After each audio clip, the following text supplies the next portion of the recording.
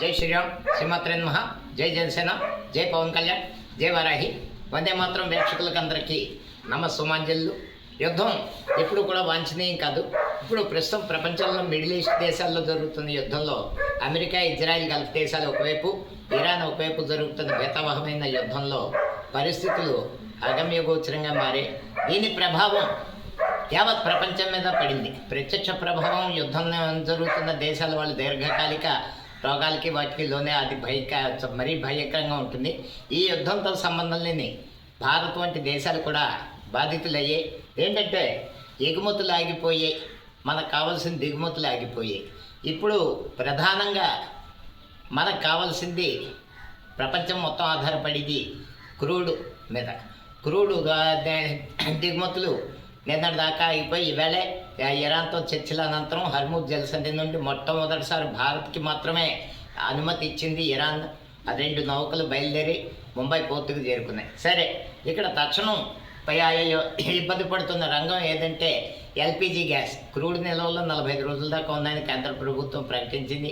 LPG gas విషయంలో ఉత్పాదకత పెంచుతున్నా సరే డొమెస్టిక్ సిలిండర్లకు ఇబ్బంది లేదు. అలాగే స్కూళ్ళు, హాస్పిటల్స్ మరియు హాస్టల్స్కి ఇబ్బంది లేదు. కానీ హోటల్ రంగానికి కొంచెం ఇబ్బంది వచ్చే దాదాపు హోటళ్ళన్నీ మూతపడితే ఒక ప్యానిక్ సిచ్యువేషన్ అయింది. ప్రజలు కూడా కృత్రిమ కొరత ఎక్కడైతే పుకార్లు వస్తాయో కృత్రిమ కొరత సృష్టించే విధంగా డబల్గా బుకింగ్లు చేస్తున్నారు. ఎక్కువ సంఖ్యలో అవసరం ఉన్నా లేకపోతే బుకింగ్ చేస్తున్నారు. దానివల్ల సిలిండర్ల కృత్రిమ కొరత ఏర్పడింది. దాంతో తద్వారా బ్లాక్ మార్కెటింగ్ ఖచ్చితంగా జరుగుతుంది. ఇప్పుడు కేంద్ర ప్రభుత్వం ఎప్పుడైతే చెప్పిందో రాష్ట్ర ప్రభుత్వాలన్నీ కూడా తక్షణం రంగంలోకి దిగి ఏదైతే సివిల్ సప్లైస్, విజిలెన్స్ ఇటువంటి సంస్థలను దింపి మానిటరింగ్ చేస్తూ ఒక్క సిలిండర్ కూడా బ్లాక్ మార్కెట్కి వెళ్లకుండా కాపాడిన నాడు ప్రభుత్వాలు ప్రజలకు మేలు చేసినవి అవుతాయి.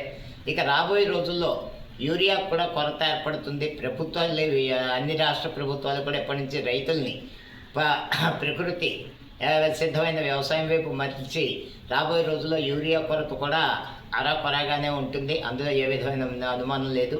కాబట్టి ఈరోజున ప్రభుత్వాలు, ప్రభుత్వ శాఖలు, ప్రజలు భాగస్వాములై ఎక్కడ ఒక్క సిలిండర్ బ్లాక్ మార్కెట్ తరలి వెళ్లకుండా చూడాల్సిన బాధ్యత ఉంది.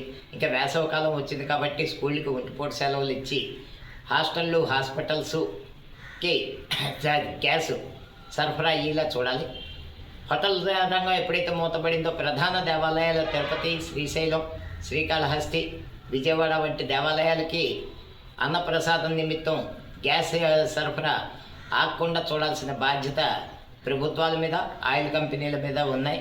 ఎందుకంటే బయట దొరకకపోతే, దేవాలయంలో అన్నప్రసాదం దొరకకపోతే భక్తుల పరిస్థితి అగమ్యగోచరం అవుతుంది.